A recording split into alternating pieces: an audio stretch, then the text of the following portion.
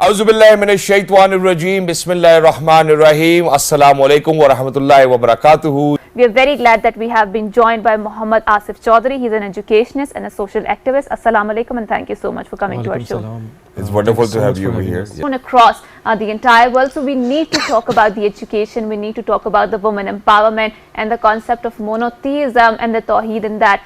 So without any further ado, Asif Saab, tell us about your initiative of education, since you're an educationist, and why you're so invested in this concept of education. Thank you so much for giving me this opportunity. I would like to say that education is the foundation for a peaceful society. And that's what Islam has emphasized on this particular topic. When we talk about the Prophet Sallallahu Alaihi Wasallam, so he was the Prophet not only for the Muslim but for the mankind. Exactly. Similarly, that Allah is the Rabbul Alameen. So Prophet Sallallahu Alaihi Wasallam, he initiated the message of education. He started from his own family. True. When we look that the link with the woman empowerment, so he married with Bibi Hazrat Khadija, Yep. And she was a very well-known and empowered businesswoman. And he married with Hazrat Khadija, and he actually, gave her the idea that how to progress further. And when we talk about further towards the children of Prophet Sallallahu Alaihi Wasallam, so we know the one and only name, Bibi Fatima Salamun Alayhi, that how he gave her the protection, the education, and even when we're talking about like when Bibi Fatima Salamun Alayhi, she got the proposal of Hazrat Imam Ali alayhi salam. So Prophet Sallallahu Alaihi Wasallam, he didn't enforce the decision. Yes. He even went to her and asked 3 times that either you accept this proposal or not. So I mean, this is the even though the approval was already there by Allah Almighty. By Allah Almighty as well. Yes. But still he was asking for this proposals agreement from Bibi Fatima Salamun Alayhi.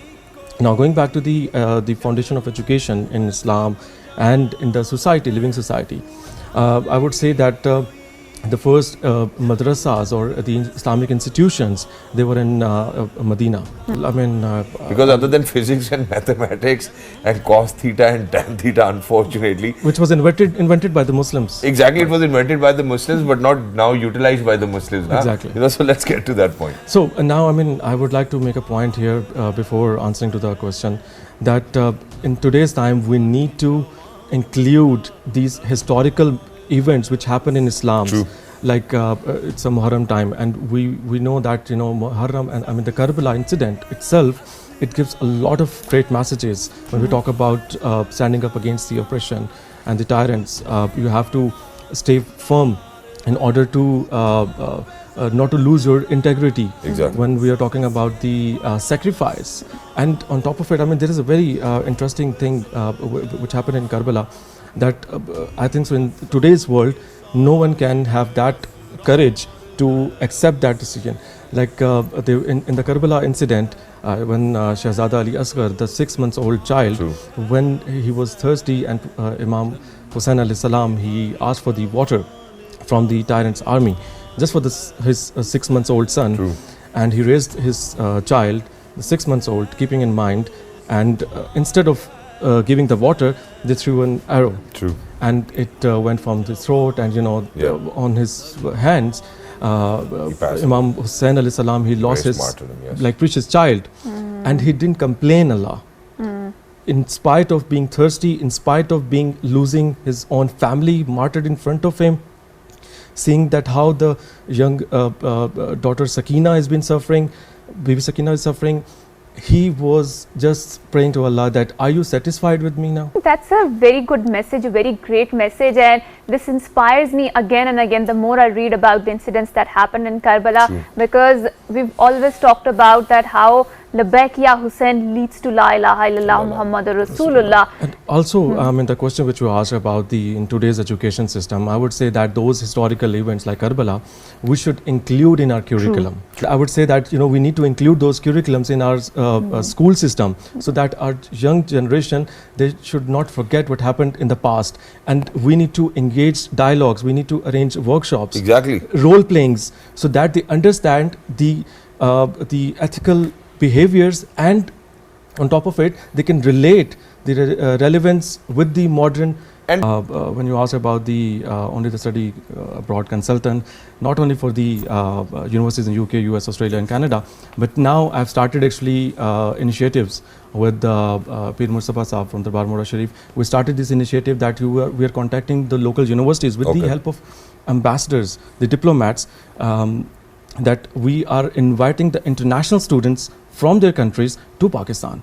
Like there are a number of good universities which are number one in computer science in Islamabad, engineering universities in Islamabad. So we are actually now working on that part as well, sidelined with with what I'm doing from past 10 years, educating students about the higher education. Well, I mean, I'll give you my example that, I connected with this Pir Mujtaba Saab, and we started going to the rural areas of Kashmir and Pakistan, in the Punjab areas and in some Sindh areas.